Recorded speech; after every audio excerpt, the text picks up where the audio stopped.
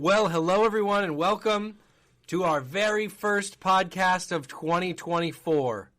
Pastor Willie, how many times are you going to write 2023 on something before you remember the year changed and it's 2024? I don't think it'll happen because I don't write the year much anymore. You know, it used to be you had papers and checks, and we don't write any of that. That's probably true. So, but probably in the computer, you know, it always happens a couple times till you get used to this 2024. It's like October before I'm fully. I'm like 22 or 23. Yeah. 23.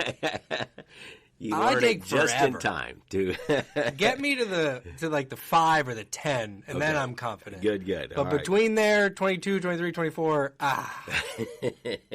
I'm bad with my kids' ages too. We'll give you a month. That's all you get. Give me a month. I know the month. Yeah. I'm planning the month. Were you good with your kids' ages? Because I struggle with that too. No, I know the years they were born, right. So I have to do the math. Oh, same. So if someone says, "How old is Amanda?" I go, "She was born in '88." You know, I know the math because you know, who can keep up with it.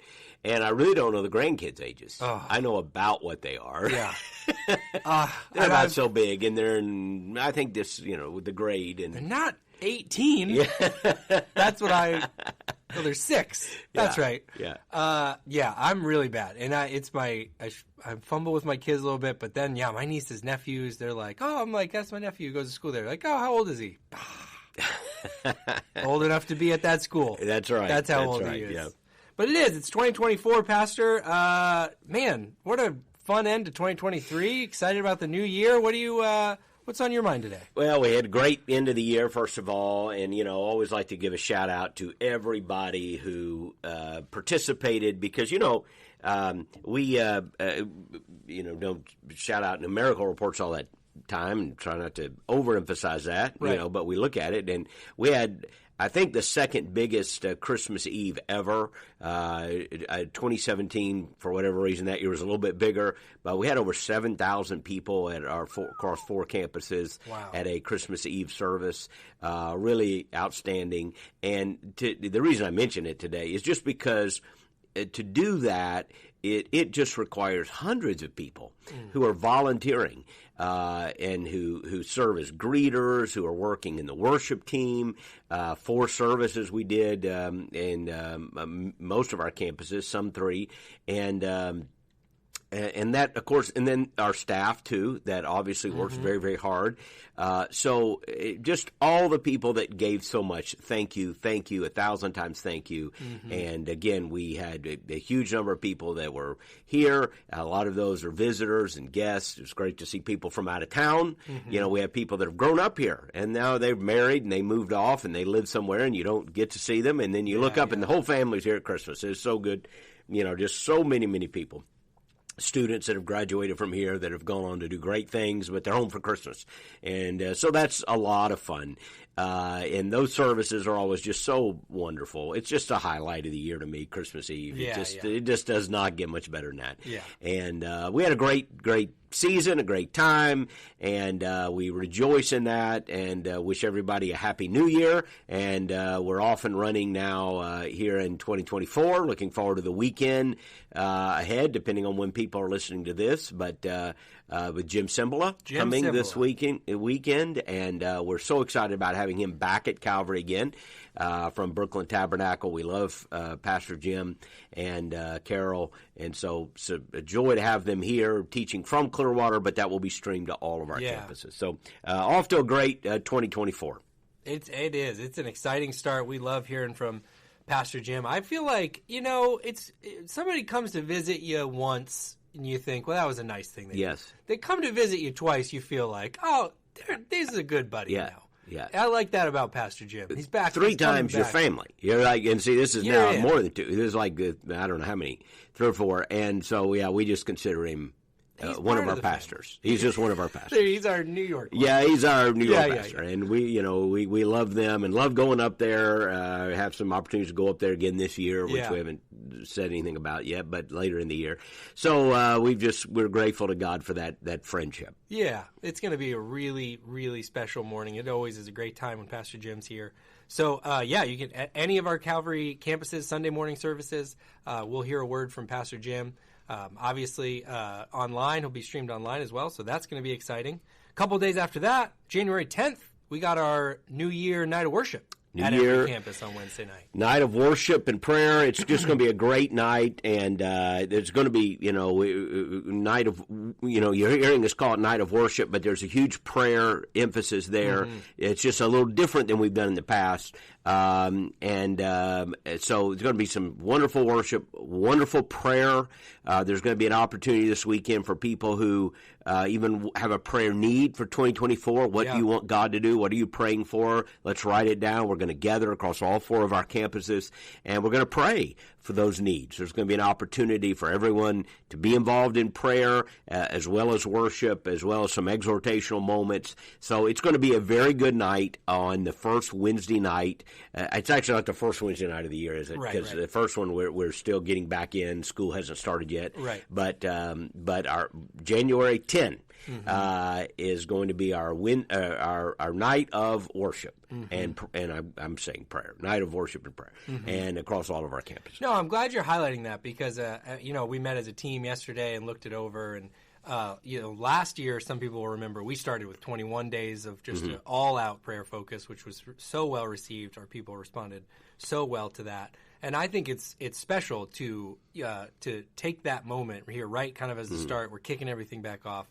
We're going to worship. We're going to pray. Yep. We're going to spend time together as a church family. And I'll just, tell you, because, again, when you have a good idea, it's usually because you saw somebody else do something. I mean, I took some of our senior staff up to our friends at Brooklyn Tab a few months ago for one of their prayer nights. We've spoken a couple of Sundays in conferences, but had not been to a prayer gathering. So I took some of our team, and we just watched what is one of the most famous prayer meetings, I guess, in America. And it was just such a wonderful night. So we took a lot of idea. I'm not saying we can recreate that, but we've got the same God, we've got the same Holy Spirit, and we learned some things about that, and so some of that we're bringing here to our campuses for a night of worship, exhortation, but prayer being a big part of that. Yeah. So if you're praying about, if there's something you need, like, of course, you need God to do something. What are you praying for? We're asking you to think about that, and then to let us know, write it down. In the next couple of days, we're going to make people share your requests. What do you want God to do in 2024? And people, hundreds of people across Calvary's 4 campuses are going to be gathering to pray for that. So if you send in a request, you're praying for a family member, you're praying for something in your own life, many, many people are going to be calling on the Lord about that request next week. So very excited about it. It's going to be awesome. And I'll say right now, so in the show notes of this podcast, maybe after you're done listening, I'll put the link where if you want to put in your prayer request, you can do it right there. Because it's, as of this recording, it's 1 week from today that we'll be gathering for that. And that's at every one of our campuses. Every campus will be gathering from 6 to 8 on that night. 6 to 8, starting a little bit early, and have some very important prayer moments right at the front. So if you can, plan to be with us from 6 to 8. You will be blessed. You will be blessed. It's going to be a wonderful night. And another thing I love about the whole focus of this night is everyone's going to be together. Our students are going to be in there. We're all going to be together for this on every camp. It's going to it's going to be special. It's going to be a fun thing. So hopefully you can be a part of that. Again, prayer requests and more information on that night I'll put into the podcast show notes if you want to go back and look at that. But we're starting a new year, getting off into 2024.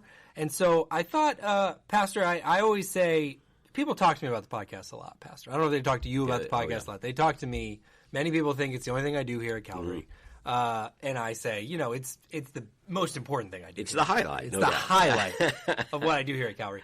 But I love the position I get to be able to ask you some questions that I know our Calvary family would love to be able to ask you, and we get to discuss it here on the podcast. So my question for you today, here as we kick off 2024, just a few days in, is how can I make 2024 the best year ever? How can I look in ahead to 2024 and make this my best year ever? Well, of course, there are things you cannot control. Of course, I'm going to say that.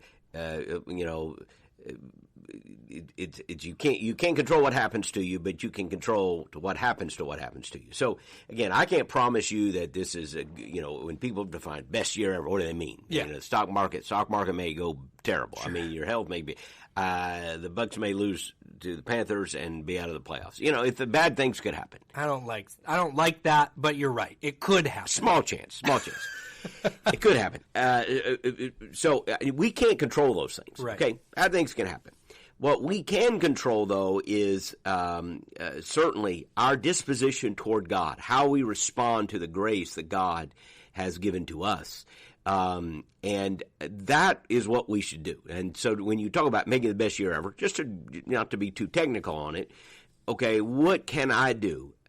Look, first, I always say, we've preached sermons on this, first things come first. There's a John Maxwell riff that I remember a number of years ago when he was talking about how leaders make lists. Most leaders intuitively make lists, and maybe you do, a list of what you need to do today. Yep. My wife is making a list of things that need to be done in our home this year. She said, let's put it down on a list. I said, it's a good idea. Because otherwise you just talk about things. That's Every couple of months, we should do this. We're going to make a list, see how many we can do. So leaders, I think, intuitively make lists. And so Maxwell asked in this little riff that he does, well, what comes first? What comes first?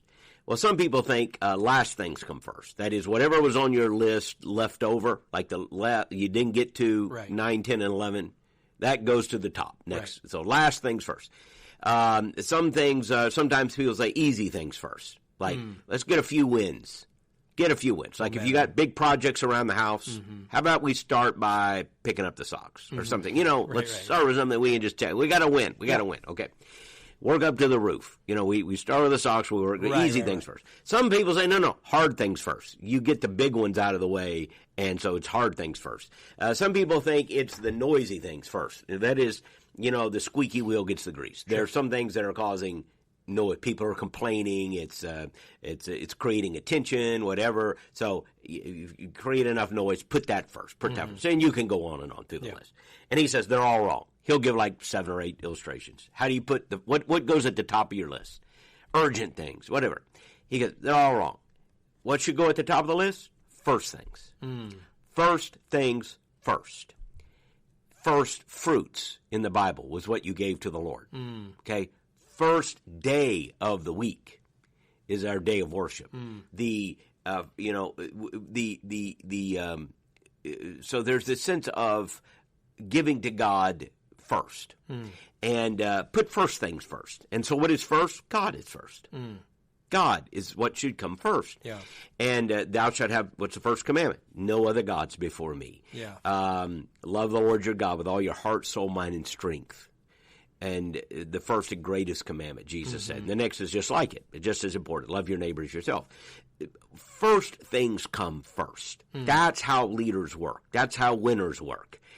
You don't let other things, just because there's too much noise or because it was left over or because whatever. Put the most important things first, and that's what you concentrate. The rest will take care of itself. There are things to work on, but do first things first. Yeah. And if you are a follower of Christ, first things are your relationship with God.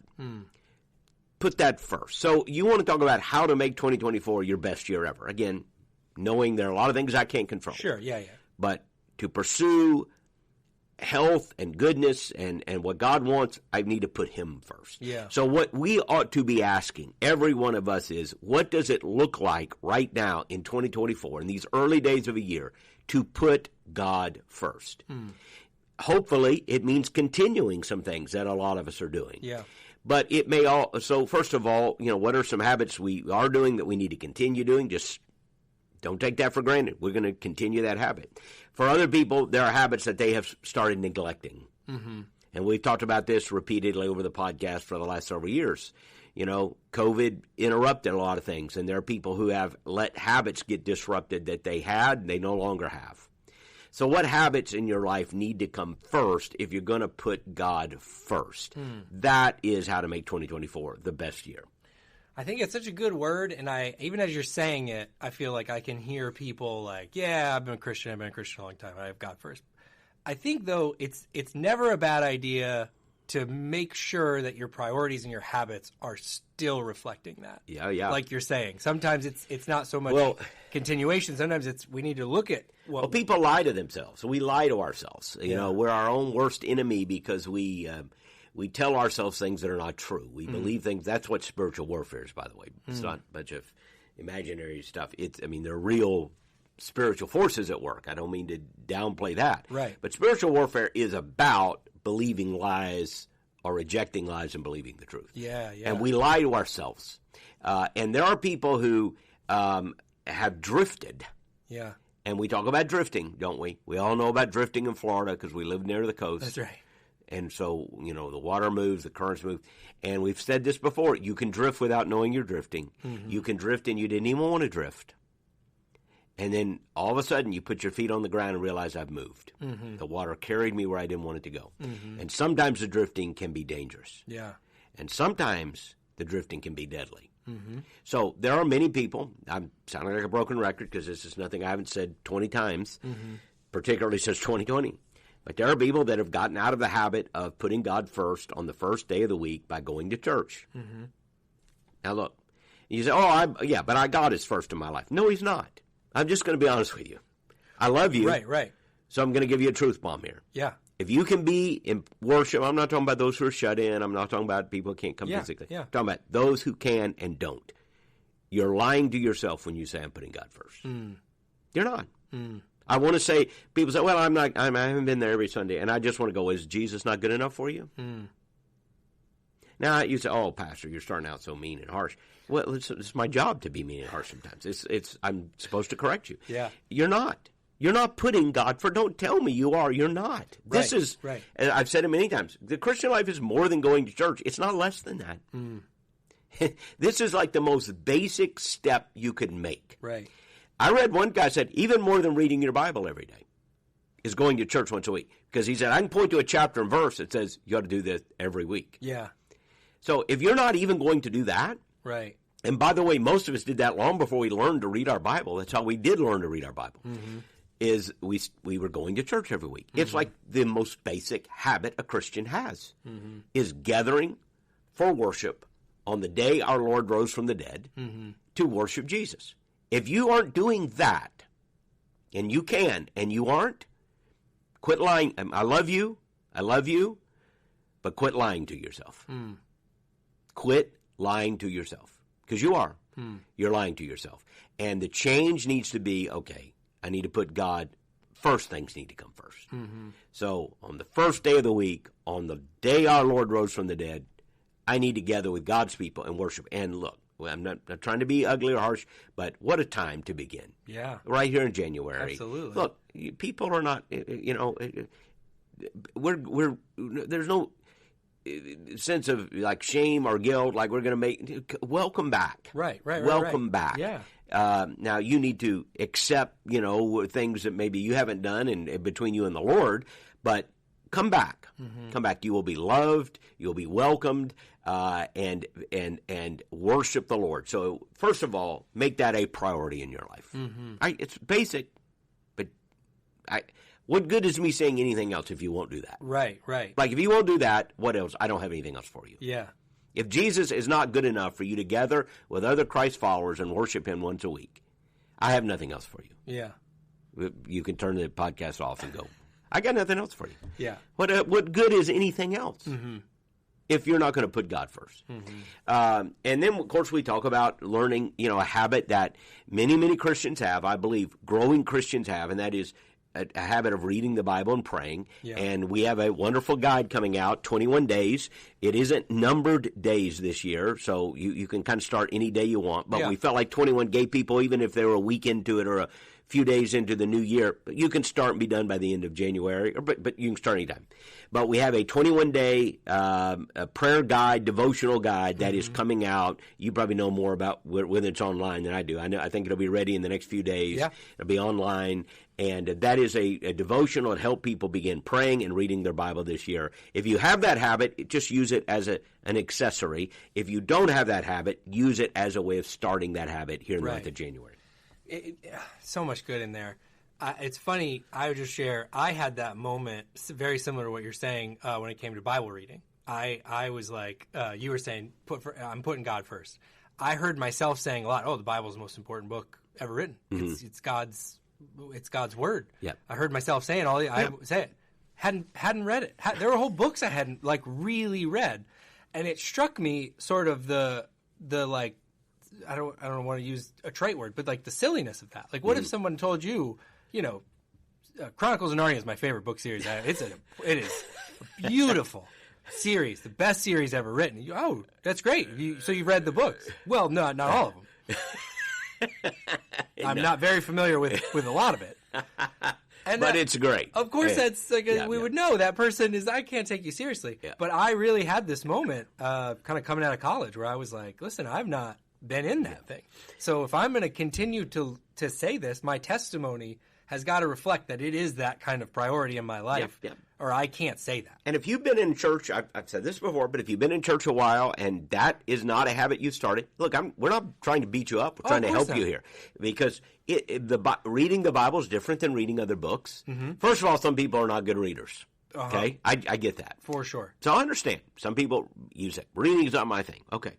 Number two, some people, even if you are a reader, the Bible's a different book. It's really a collection of books. And when you're new to it, how many people start out trying to read, I've said this before, from Genesis to Revelation. Yeah. I'm going to read the book.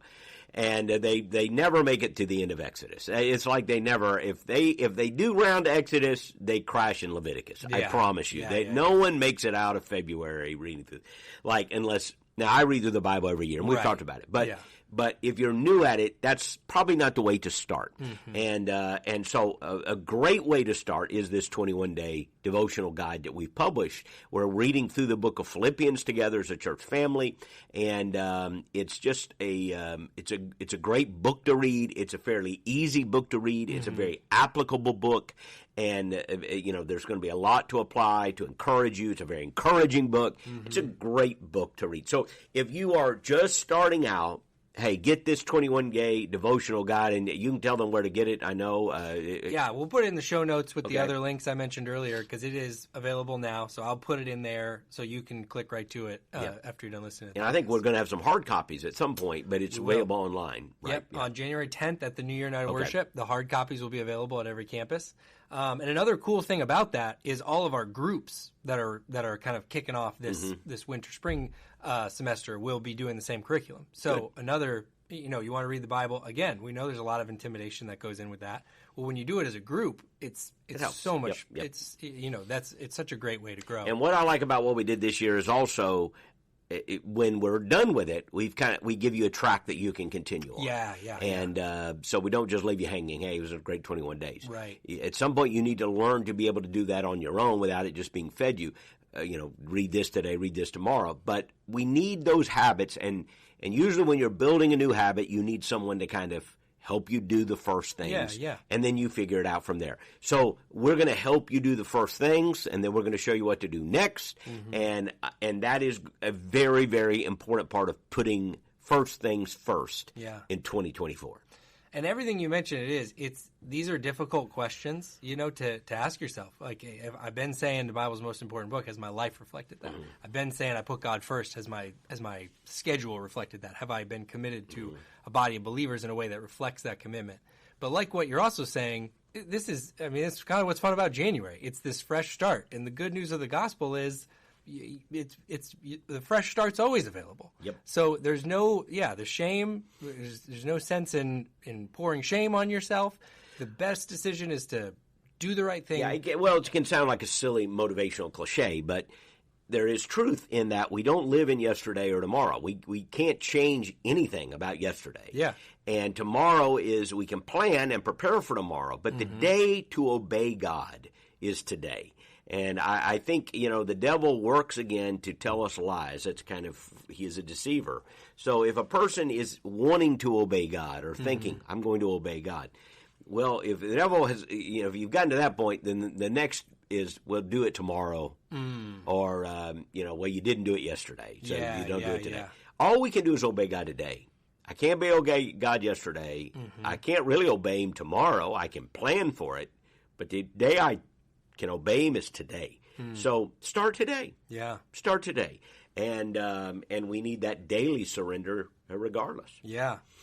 Yeah, and that's what's so we've talked about it before. It's that old preach the gospel to yourself. You need the gospel. You need Jesus. If you've been a believer for a long time, as much in 2024 as you ever had your whole life, there's not a point where you've grown past this message and this truth. Yeah. So it's an exciting thing to start in 2024. All right, I have some questions for you, Pastor. Here as we land the plane on our podcast a little bit. Is that all right if I ask you some questions? Yes. I'm going to hit you with some. Are these football questions? Or these are not football questions. Okay. Although I didn't know about that Alabama quarterback sneak there at the end. I don't know if you watched that. I know. I watched it. Had some questions. Yeah. A lot of people had questions. But, plays. Look, if you're a ball coach, you call a play. They work or they don't. If they work, you're a genius. That's if they don't, you're like, What was that? What was that? And you're a goat 1 minute, and a goat the next. A different kind of goat. That's right. Yeah.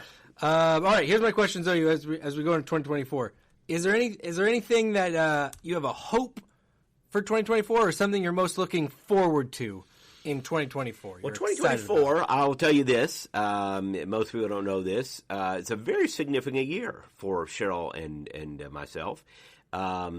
And we'll be doing some things in the church later, but I'm looking forward to some historical milestones. This month, no one else would know this, but marks 40 years of pastoral ministry for me and Cheryl. Cheryl by my side, of course. 40 years. It was 40 years ago in January that the Bethel Baptist Church in Dora, Alabama called me to be pastor, and I've been a pastor ever since. So we will also celebrate 20 years at Calvary in this September. Which is it's hard for me to believe half my ministry will have been spent at Calvary. Yeah. And then 40 years in December, Cheryl and I have been married. Wow. So it's 40 years of pastoral ministry, 40 years of marriage, 20 years here at Calvary.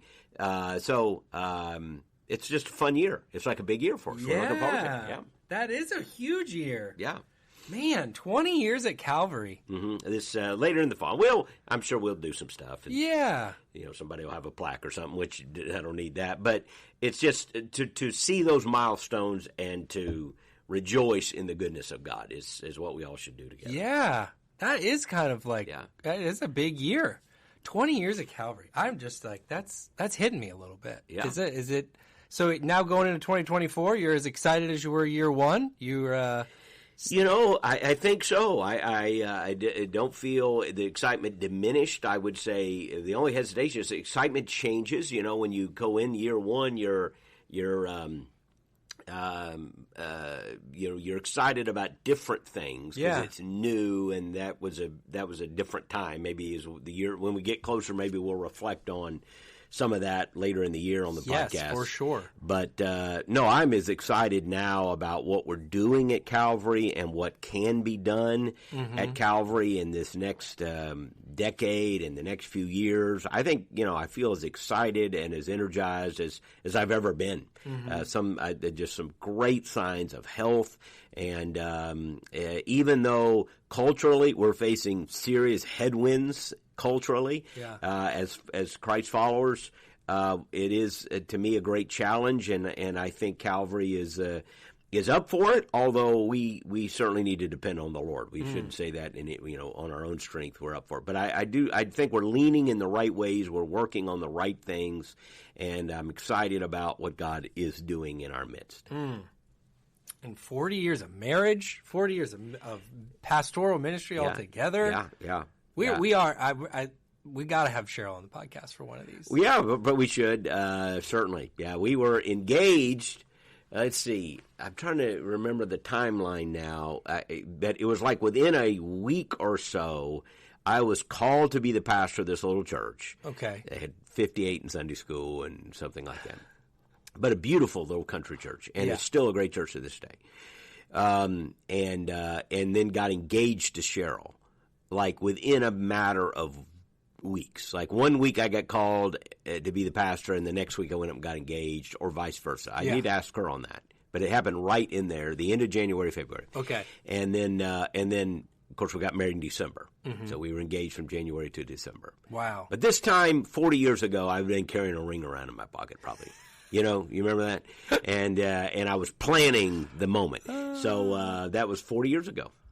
Okay, I have a follow-up question because I can't come off of this yet. Okay. But I want to tell you a quick story about my mom. She's a big podcast listener. Did I ever tell you the story with my mom and getting engaged? I don't I got the recall ring it. for I don't Rachel. recall it. Okay. And I was living at home at the Okay. time. And I got the ring. And it's like, Mom, I'm going to hide this in your closet because I don't want Rachel to find it. So I hid the ring. You know, of course, her and all my sisters wanted to see They it. all had to see it. They got it inspected. They're all excited. Nowadays, they'd been taking pictures of it. Right. But then you didn't have It wasn't there wasn't as much of that going on back then. So they look at it, and we put it back in there. I'm like, all right, just be cool. We got a plan. We're going to do this thing. Rachel walks into the house. Not making this up. Same day. She walks into the house. We're hanging out doing something. And my mom looks at her and goes, "You're getting married. Someday." Long pause. Someday. Rach goes, "Okay." And I just look at her like, "You didn't make it 30 minutes." With Some that, people cannot hold on to secrets. can't do it. Couldn't do it. One day. Couldn't do it. I still got to surprise her. How did you ask Cheryl to marry you? I got to know. And now. then they say things like, "Don't go in the closet." Right. Don't go in the closet. There's no reason. Yeah. How did you ask Cheryl? I gotta know. Well, that's a story there. I didn't think we'd get into all this. So I wrote her a series of letters, and then I think there were 7. And at the end of the 7th, I was when I was going to propose to her. Okay. And so we were going to school in Birmingham, and I was a senior. She was actually a sophomore in college, and we were young. Yeah. But we drove up, spent the night at a friend's house, separate bedrooms, of course, because it was a pastor's house. So it wouldn't have mattered, but it was a pastor's house. And then the next morning, got up early and drove to Gatlinburg, which was I had gone a lot as a kid, and it was it had a kind of a memory for us when we were dating. So I drove up there. We spent the day up there, and I went up to a place I remembered as a kid and proposed there, gave her the ring there, and then drove back to the pastor's house in Fort Payne, and then back to school the next day. So Wow. You're a low-key romantic, Pastor Willie. well, a low lot key. of people don't know that it's about low you. key. Occasionally, you rise to the moment, and then most of the time, and then Cheryl has to wait 40 years later or something, But occasionally, you rise to the moment. Most men have it in there. It's just Right. it's pulling it out that's hard. It is. It's tough. I'm glad you nailed it, though. That's a great story. It was nice. 7 letters that's a nice gesture. I think she still has them. I'm sure she does. Okay, yeah, maybe. If I don't know a lot about women. That's going to be clear. But I know they're keeping those letters that you wrote. We were just going through boxes, and Rach had some of mine from when we were in school. She's got those letters. That's awesome, man. And they're kind of embarrassing, those letters, aren't they, when you write them? My word. Oh, yeah. Oh, my word. Yes, We yes. started dating when I was like 15. And you're just, you're a kid, and you're over your head, and you're saying big all kinds feelings, of things. Big feelings. Big feelings. And that's all I kept ever. That is what happened. She showed me. She was like, "Look at these I found," and I just kept saying, "Big feelings." Yeah.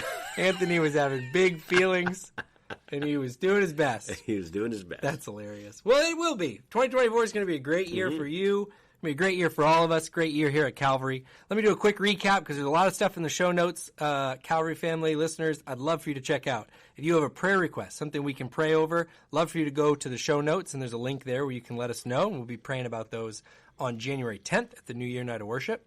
Also, the 21 Days of Growth. 21 Days of Growth link is in the show notes. You can get going on that, like Pastor Willie said, at your speed. So if you want to start, I think this is key, too, when you're setting habits. Sometimes people think, well, there's something magical about the 1st of January, and that's fun, but you're probably out of rhythm still. Kids aren't in school. So, maybe you want to get a hold of that, get with a group here coming up on the 10th or on the 14th and really dive into that this year. So you can go ahead and check that out in the show notes.